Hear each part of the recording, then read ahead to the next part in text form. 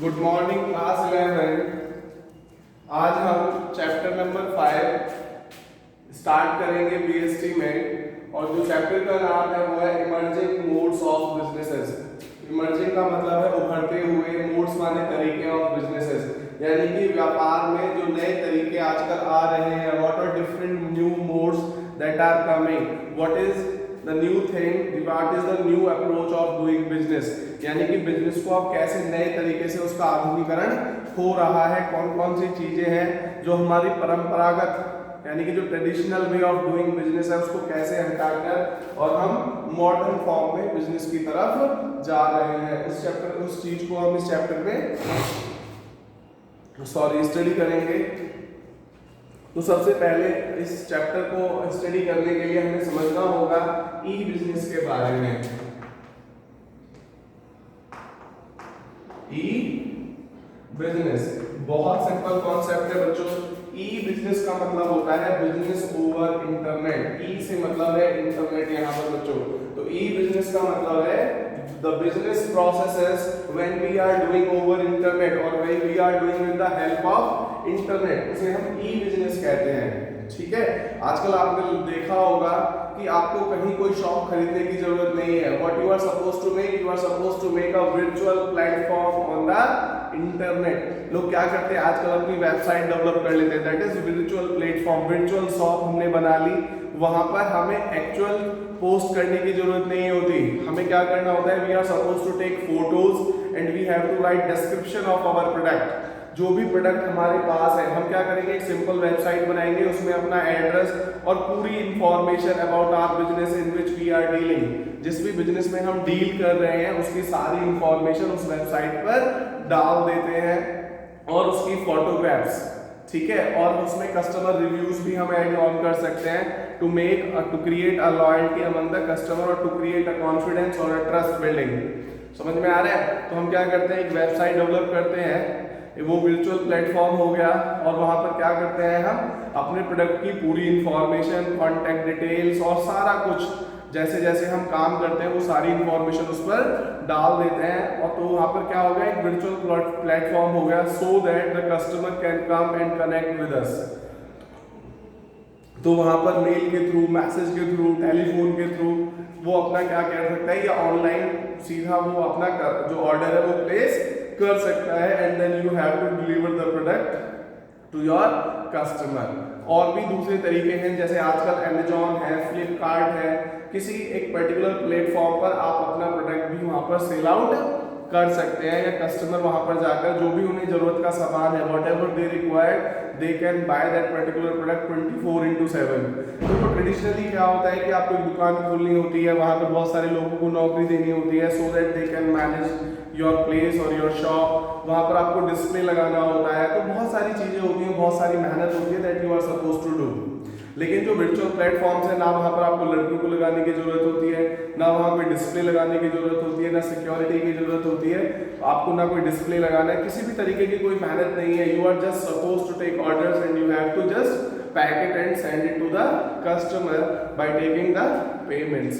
तो ये ज्यादा आसान है। दूसरा, यहाँ पर टाइम की भी कोई लिमिट नहीं है। जैसे अगर आप शॉप की बात करें या किसी शोरूम की बात करें तो उसका एक फिक्स टाइमिंग होता है 8 घंटे 10 घंटे, लेकिन यहाँ पर क्या होता है 24/7 you can work through internet, है ना। तो यहाँ पर क्या होगा 24/7, सातों दिन 24 घंटे आप काम कर सकते हैं। ऐसा नहीं है, अगर आपको सपोज आपको 12 बजे आपको लगा कि you want to buy something, you just have to go on the website and you can directly place an order and you can buy the things. After 2 or 3 days or whatever the time they require, they will just deliver the product at your doorstep. ना कहीं आपको आने की जरूरत है, ना कहीं आपको जाने की जरूरत है। तो ये ई बिजनेस है जिसने पूरा का पूरा जो कॉन्सेप्ट है बिजनेस करने का वो बदल के रख दिया है। तो मैंने आपको बता दिया। तो ई बिजनेस है क्या, जब हम कॉमर्शियल एक्टिविटीज को ओवर द इंटरनेट करते हैं, with the help of internet करते हैं, उसे हम क्या कहते हैं, ई बिजनेस कहते हैं बच्चों। अब मीनिंग ऑफ ई कॉमर्स की अगर हम बात करें, इसमें ई कॉमर्स है क्या, ये तो ई बिजनेस हो गया। अब हम ई कॉमर्स इसमें बात करें, it refers to conducting all the commercial activities through computer network और इंटरनेट।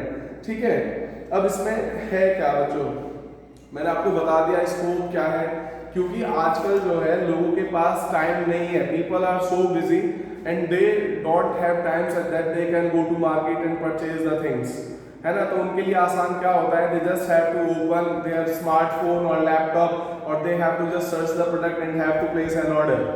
तो वहाँ पर वो उनके लिए आसान होता है, अपना लैपटॉप ऑन किया, अपना फ़ोन ऑन किया और डायरेक्टली वहाँ से उन्होंने ऑर्डर कर दिया। अब ना कुछ ले जाने की जरूरत है ना कुछ लाने की जरूरत है, and the order will be placed at their door step or whatever the address they are going to mention. जो भी ऑर्डर वो जो भी एड्रेस वो मेंशन करेंगे उस एड्रेस पर वो आपका जो सामान है वो डिलीवर हो जाएगा। तो बहुत स्कोप है आजकल, जो जैसे जैसे टेक्नोलॉजी अपग्रेडेशन होता जा रहा है, जैसे जैसे एजुकेशन बढ़ती जा रही है, इंटरनेट की रीच जैसे जैसे बढ़ती जा रही है, वैसे वैसे जो ई कॉमर्स है, ई बिजनेस है, उसका स्कोप भी बढ़ता चला जा रहा है। इवन एक बहुत फायदा होता है कि जो आप ई कॉमर्स से कोई यानी ई कॉमर्स को यूज करते हैं तो वहां पर जो प्राइस होता है वो कंपैरेटिवली लो होता है than the actual price that is there in the market. तो आपको जब अगर आप ई बिजनेस पे चेक करेंगे, ई कॉमर्स पे चेक करेंगे, ई कॉमर्स वेबसाइट्स पर, तो वहां पर जो प्राइस होता है वो कंपैरेटिवली लो होता है और वहां पर आपको कंपैरेटिवली बहुत सारे ब्रांड्स भी मिल जाते हैं, बहुत सारे ऑप्शंस भी मिल जाते हैं that is they are not available in the market. Market में आपको 1, 2 या 4 ब्रांड अवेलेबल होंगे, लेकिन अगर हम बात करें ई कॉमर्स की तो वहां पर almost every brand is available so that you can compare each and everything, है ना। तो यहाँ पर बहुत स्कोप है ई बिजनेस का। अब इसके बाद है बच्चों बेनिफिट्स क्या है। एक तो सबसे अच्छा है कि इसकी रीच बहुत ज़्यादा बढ़ जाती है, वर्ल्ड वाइड आप कहीं से भी कोई भी ऑर्डर अपना प्लेस कर सकते हैं, तो आपका जो कस्टमर बेस है वो बढ़ जाता है, आपके टारगेट कस्टमर्स हैं वो बढ़ जाते हैं। और शॉर्टनिंग द सप्लाई चेन, यहाँ पर क्या होता है कि जो सप्लाई चेन है वो भी छोटी हो जाती है। You just have to deliver from the product, sorry you can deliver your product from your manufacturing और फ्रॉम योर वेयर हाउस और you can directly sell from your wholesaler और distributor. You need not to make retailer और so many things. उसके बाद है easy distribution process हो जाता है ना, क्योंकि आप सीधा अपने वेयर हाउस से सेंड कर सकते हैं, तो यहाँ पर जो डिस्ट्रीब्यूशन है वो भी सिंपल हो जाता है। क्विक सॉल्यूशंस होते हैं because you are directly connected with the producer or the customer.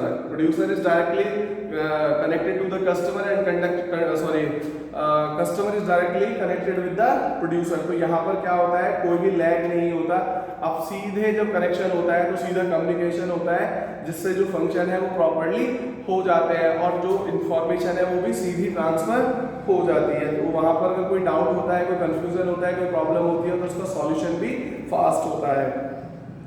ठीक है बच्चों, तो उसके बाद ये चीज़ें हमने पढ़ी हैं इसमें, और इसमें टाइम सेविंग होता है, लेस एक्सपेंसिव होता है, रिस्क नहीं होता पेमेंट्स में कोई, और जो होता है product and services available in remote areas as well. अब सपोज अगर रूरल एरिया की बात करें तो वहाँ पर जो अच्छे ब्रांड्स हैं उनकी रीच नहीं होती, है ना। लोकल मार्केट में अगर बात करें तो लोकल मार्केट में जो अच्छे ब्रांड्स हैं वो अवेलेबल नहीं होते, तो रिमोट एरियाज में जो ई कॉमर्स है उसके थ्रू आप अच्छे ट्रस्टेड ब्रांडेड जो आपके जो प्रोडक्ट्स हैं उनकी रीच हो जाती है, यानी कि आप उनको वहाँ पर बाय कर सकते हैं, खरीद सकते हैं।